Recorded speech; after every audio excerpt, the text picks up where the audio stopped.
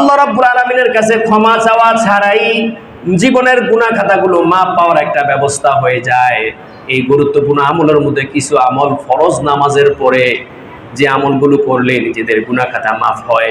قال رسول الله صلى الله عليه وسلم من سبح الله في دبر كل صلاة 33 وحمد الله 33 وكبر الله 33 فتلك 99 وقال تمام المئة لا إله إلا الله وحده لا شريك له له الملك وله الحمد وهو على كل شيء قدير।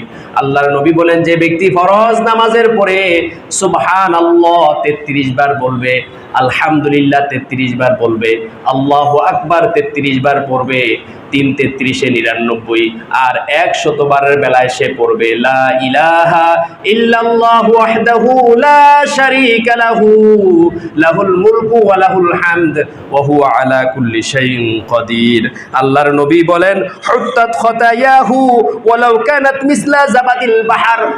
আল্লাহর নবী বলেন, তার গুনাহ খাতা যদি সাগরের ফেনা সমপরিমাণও হয়, এই আমলের কারণে আল্লাহ তার সেই গুনাহ খাতাগুলোকে মাফ করে দেবে।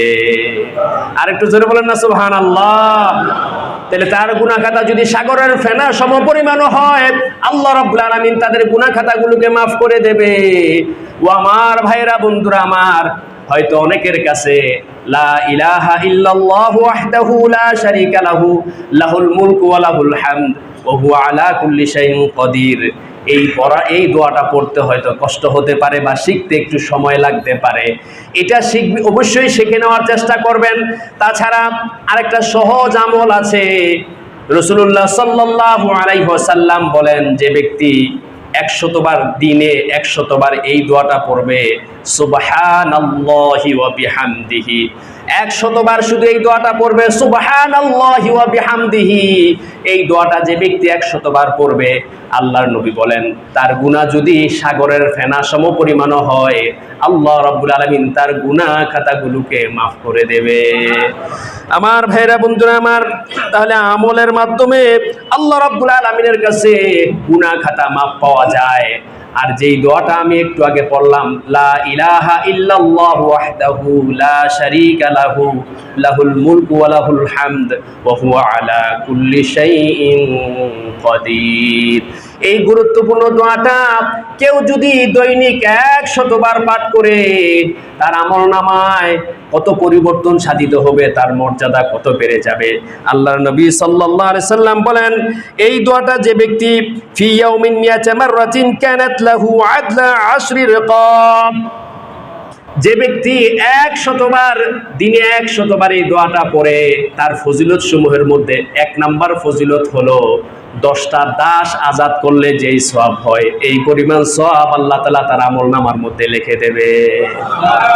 10টা দাস আজাদ করলে যে সওয়াব হয় আমলনামায়, সেই পরিমাণ সওয়াব লিখে দেবেন। শুধু তাই না, আল্লাহর নবী বলেন, ওয়া কুতিবা লাহু মিয়াতু হাসানা, আর তার আমলনামায় 100 সওয়াব লিখে দেওয়া হবে। ওয়া মুহিয়াত আনহু মিয়াতু সাইয়্যা, আর 100 গুনাহ তার আমলনামা থেকে মুছে দেওয়া হবে। 100 সওয়াব লেখা হবে, 100 গুনাহ খাতা তার আমলনামায়, 100 গুনাহ তার আমলনামা থেকে আল্লাহ তাআলা মাফ করে দেবেন। ওয়া কানাত লাহু হিরজাম মিনাশ শাইতানি ইয়াওমাহু যালিকা হাত্তা ইউসি। আল্লাহর নবী বলেন, তার আরো গুরুত্বপূর্ণ ফজিলত হলো 100 বার পাঠের কারণে ওই দিন সকাল থেকে সন্ধ্যা পর্যন্ত শয়তানের চক্রান্ত থেকে আল্লাহ তাআলা তাকে হেফাজত করবে। শয়তান কোন রকমের কোনোভাবেই তাকে কোনো ক্ষতি করতে পারবে না।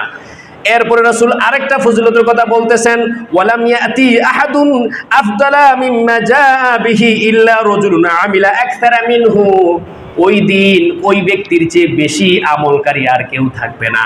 যত রকমের আমল করুক না কেন, সকলের চেয়ে ওই ব্যক্তির আমলটা হবে সবচেয়ে বেশি। তবে আল্লাহর নবী বলেন, ওই ব্যক্তি ছাড়া যে তার চেয়ে আরো বেশি পড়েছে। মনে করেন আপনি 100 বার পড়েছেন, আপনি সকলের চেয়ে বেশি সওয়াবের অধিকারী হয়ে যাবেন ওই দিন, কিন্তু আপনার আরেকজন ভাই 110 বার পড়েছে বা 11 বার পড়েছে, বা 101 বার পড়েছে, আপনার চেয়ে বেশি পড়েছে, তাহলে মর্যাদার ক্ষেত্রে ওই ব্যক্তি আপনার চেয়ে আরো উপরে চলে যাবে। কেউ যদি আরো একবার বাড়ায়, তার সে ব্যক্তি আরো মর্যাদার ক্ষেত্রে উপরে চলে যাবে।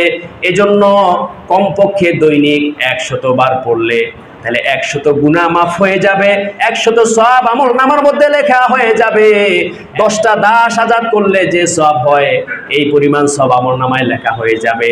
আর ওই দিন সকাল থেকে সন্ধ্যা পর্যন্ত শয়তানের চক্রান্ত থেকে আল্লাহ তাআলা তাকে হেফাজত করবে। আর একটু জোরে বলেন না সুবহানাল্লাহ। সম্মানিত সুধী, সুতরাং আল্লাহ সুবহানাহু ওয়া তাআলা তার হাবিব সাল্লাল্লাহু আলাইহি সাল্লামের মাধ্যমে আল্লাহর কাছে ক্ষমা চাওয়া, আপনি সরাসরি ক্ষমা চাইবেন না, আমল করবেন, আমলের মাধ্যমেও ক্ষমা পাওয়ার ব্যবস্থা রেখে দেওয়া আছে। সম্মানিত সুধী, শুধু তাই না, আপনি আর আমি জীবনে যে ভালো কাজগুলো করি, এই ভালো কাজগুলোর কারণেও কিন্তু আমাদের গুনাহ খাতা মাফ হয়। আল্লাহ কোরআনে বলেছেন, ইন্নাল হাসানাত ইউযহিবনা সাইয়্যাত। মানুষের ভালো কাজগুলো তার মন্দ কাজগুলোকে নিয়ে যায়, দূর করে দেয়। ভালো কর্ম মন্দ কর্ম, আপনি একটা খারাপ কাজ করছেন, ভালো কাজ করেন, এই ভালো কাজটার উসিলে আল্লাহ তাআলা খারাপ কাজের যে গুনাহ খাতা আছে আল্লাহ তাআলা এগুলো মাফ করে দেবে। এটাকে বলা হয় প্রায়শ্চিত্তমূলক কাজ। আপনি কিন্তু ক্ষমা চান নাই, কাজ করছেন, তাও আল্লাহ তাআলা আপনার ক্ষমার ব্যবস্থা করে।